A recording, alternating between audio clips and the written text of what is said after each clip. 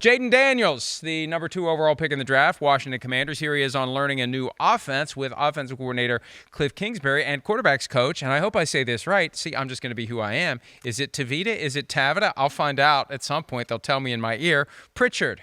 Tavita. Pritchard. Here's Jayden Daniels. It's fun. Love it. I mean, just the open communication, open dialogue, having those guys around me. Obviously, I coached at the highest level, played too. So different set of eyes, man. So I'm trying to be a sponge and learn as much as possible. Jayden, you mentioned being a sponge. What do you think your biggest challenge is going to be integrating yourself into this franchise, into this team? I mean, just going through the lumps of being a rookie and trying to learn how to be a pro. I mean, however that is, that's on the field, off the field, man. Just trying to learn as much as possible. I don't have a definitive answer for you. What I need to work on, I'm just trying to learn as much as possible. Daniels also said he hasn't heard anything about being the week 1 starter. The other alternative is Marcus Mariota, so I mean, all due respect. That's right. I think we know what we need to know. Yeah, that's right. Like, you know, there's somebody respectable there who's been there and done that to a degree, right?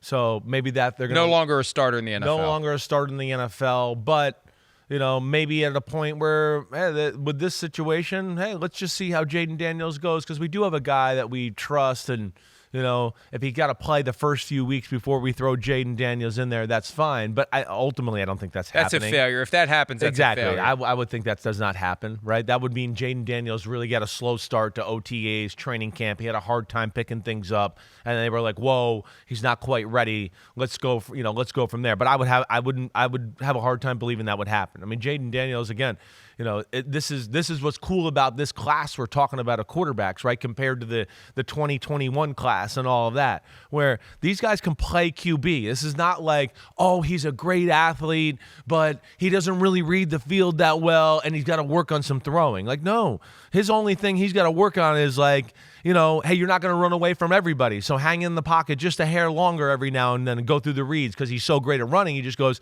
I'm out of here. I'll see you later. But again, I think between what they got working there, they got a little talent around him on the offensive side of the ball, would totally expect Jayden Daniels to be back there starting, and it's only a matter of time before they name him that guy too. I look at it this way. Yeah. These guys must be regarded as great, all the way through to Bo Nix at 12. Yeah. To have 6 taken in the first 12 picks 3 years after the ultimate cautionary tale. Either no one learned anything from the bust after bust after bust so far from 2021, right, or they all regard these guys as potentially great. I think so. Unless the owners really are involved. I was explaining that to someone over the weekend, like, you know, with the realities of the rookie wage scale, you can use a high pick on a quarterback. That's right. Because if it doesn't work out, you'll have a chance to do it in a few years again. That's right. But it's not going to be that GM and or coach. No. It's going to be somebody else. And that's where the owner's like, I want my franchise quarterback. I want my franchise quarterback. I want my Patrick Mahomes. I want my Josh Allen. Yeah. And the owner will be there in 3 years, and someone else will take the fall for it between now and then if they keep saying we want a quarterback. But I think that there was enough to talk owners off the ledge on quarterbacks this year, because all you had to do was go back to 2021. Yeah. Now maybe the owner's like, I don't care. I still want, because there's only one way to get this guy. You're not going to trade for him. They're never going to trade him. Once a team has that guy, they're never letting him go. The only way we're going to get a guy like that is honor and a privilege, draft him. Well, yeah. I think that's, you know, you're explaining it right. I think that's where we're at right now. Is, you know, not only everybody wants their guy, they want to try to find their guy. It's not that expensive, big picture wise, to take the quarterback, and it doesn't kill your franchise if you're wrong.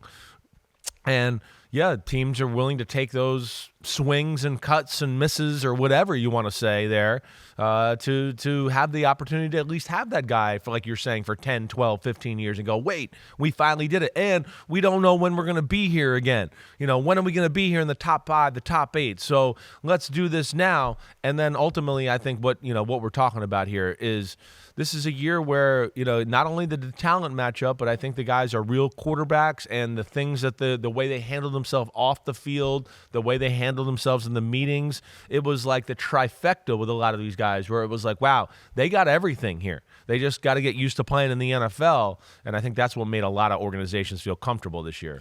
Hi, it's Mike Florio. Thanks for watching PFT on YouTube. Hit subscribe for the latest news and analysis from Pro Football Talk.